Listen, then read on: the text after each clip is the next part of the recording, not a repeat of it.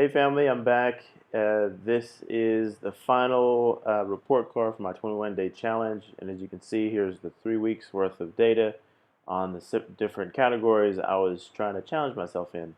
As you can, looking at the data quickly, there's some areas that I was very consistent in. There's some areas that I was less consistent in, and definitely what jumps out at me quickly is the meditation, the mindset.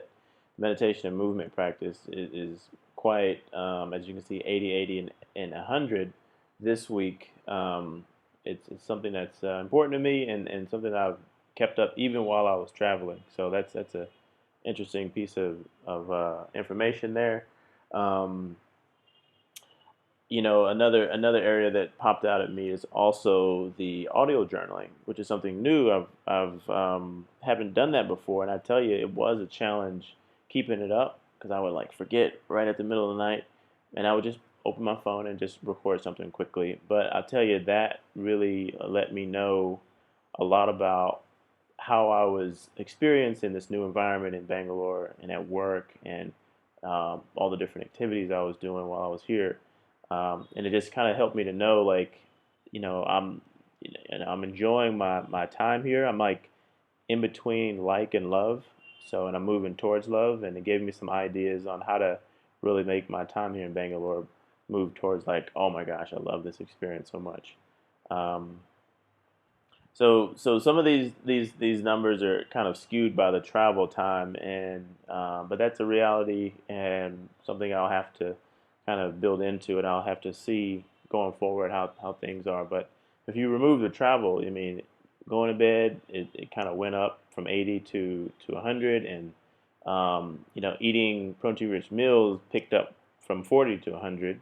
That was just because I was just much more like just eating like nuts and eggs like mostly every day this past week was the way I ate more protein. Um, and uh, the spending, this week it was like I don't know. I think eating nuts and eggs all week made me like want to go out. So I remember a couple times this past week where I was like, I just want a burger. So I just went out on a Tuesday and had a burger and had an awesome burger. So, but taken away from all this, I'm variable. I change. I go back and forth. But I think most importantly, I know what is important to me in terms of how I want to be living my life, at least in these categories while I'm here. And it's something, these are habits now. Whether I do them every day or not, like they're something that's a part of my routine. And I would say overall, it's been a successful um, challenge. I hit 87% this week, um, which is what I was wanting to do, is go above 80. But now, question is, what am I doing next? This is the big deal. The next thing I want to do is something that uh, a lot of other people are starting to do, and it's this 100-day project of making. And it starts today, and it ends on Wednesday, July 27th. And it's initiated by Ella Luna, who's an author of a prolific blogger and an author of a book called um, The Crossroads Between Should and Must. I got to see her speak at Wisdom 2.0 in 2014. I got to meet her. Probably doesn't remember me. That's fine. But really, just an inspiring individual who really is trying to really live the life that she knows her heart knows is possible. And she did that. She went from huge, paying job to like being a painter. And you can see one of her works here.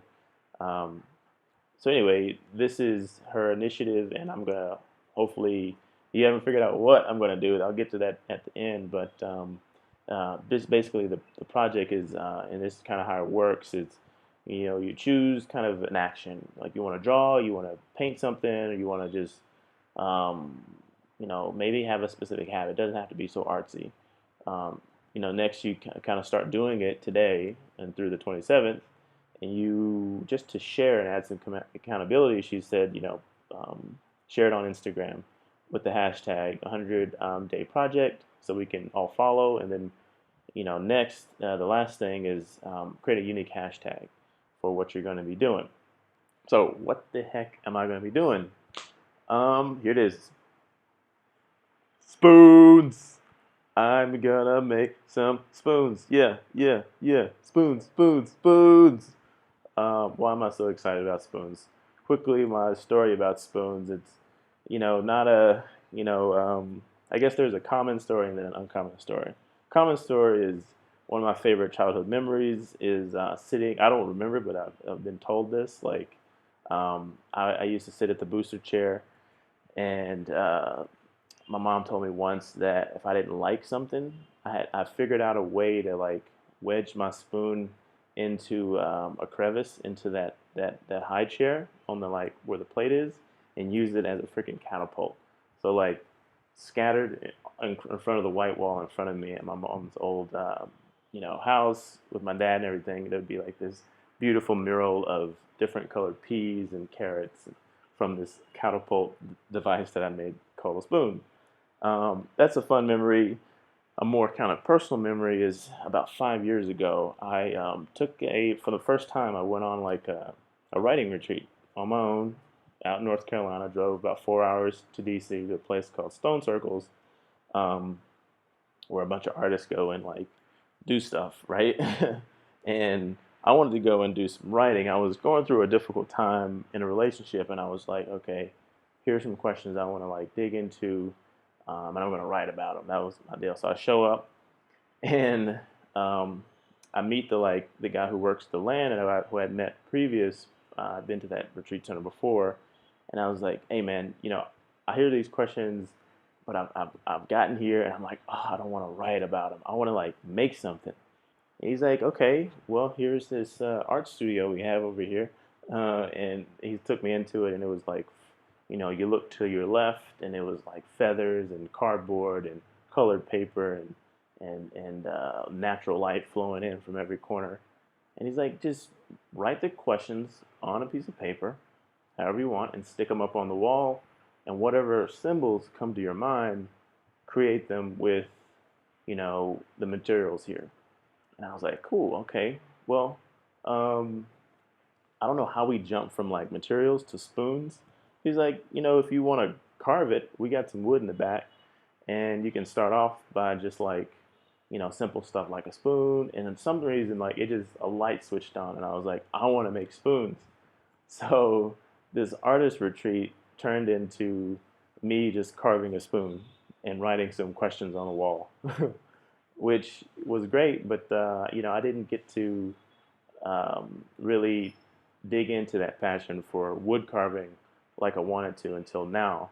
So that's what I'm going to do. I'm going to take 100 days and see what comes out of it. Try to make different types of spoons and just really get into the wood and the artistry and the craftsmanship, and we'll see where it goes. And I'd love to know, what's your spoon story? If you have one, I'm sure we all have some kind of story with a spoon. Uh, and you can follow me in this 100 Days of Spoons on Instagram. My handle is Axel Brown, and the hashtag will be hashtag 100 Days of Spoons. Thank you so much. Thanks for listening.